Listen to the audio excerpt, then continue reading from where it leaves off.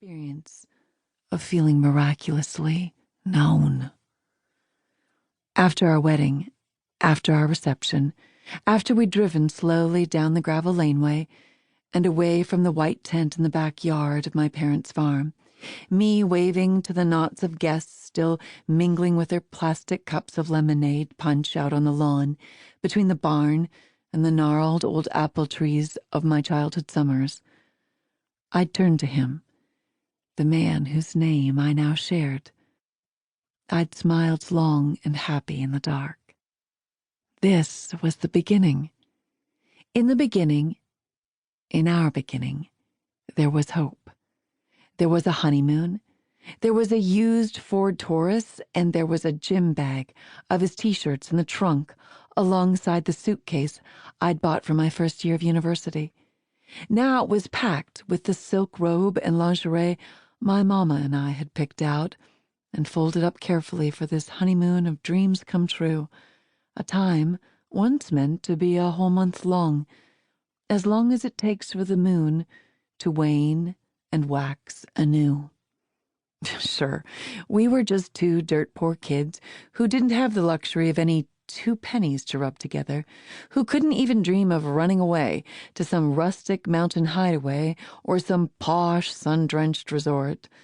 Not only because we were scrounging every dime for a down payment on a place of our own, but also because some wise mentor sat in the back pew of a Sunday chapel with his bride of half a century, had told us that if a honeymoon was ultimately about seeing some beautiful place, it might distract from the beauty of ultimately seeing the person.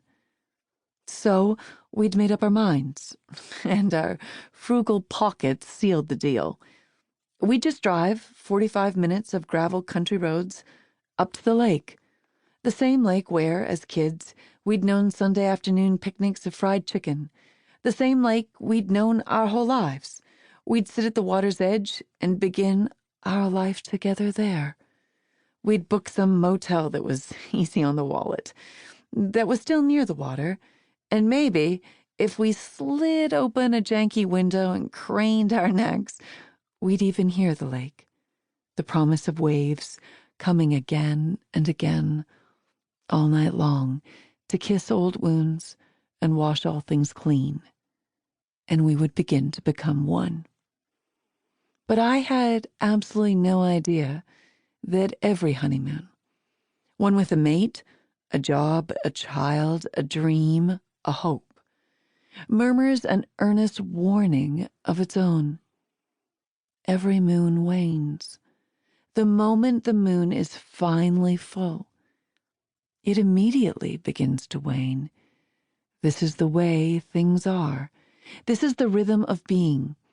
These are things you can never change. Like the moon, our dreams, our loves, our hopes wax and wane, ebb and flow, rise and fall. Life comes in waves, and the way to live is to find a way to ride waves.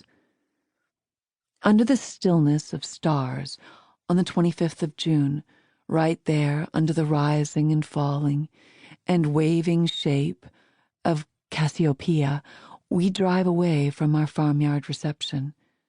I'm wearing silky and pearled white, and he's wearing tuxedoed black, and we're both wearing our engraved gold bands and the shy smiles of this tender bonding.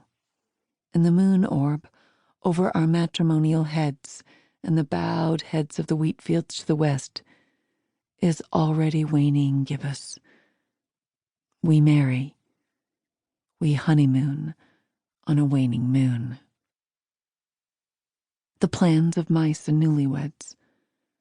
As he drives toward the waves of the Great Lakes, I pull up just the hem of my wedding dress, the scalloped embroidery grass-stained from our backyard reception. I curl my bare feet up under me, turn a bit on the front seat of that Ford Taurus, and lay my head on his leg. He runs his big Dutch farming hands through my hair slowly, whispers it, the line of a song they used to play on the radio. I think we're alone now. He traces the nape of my neck.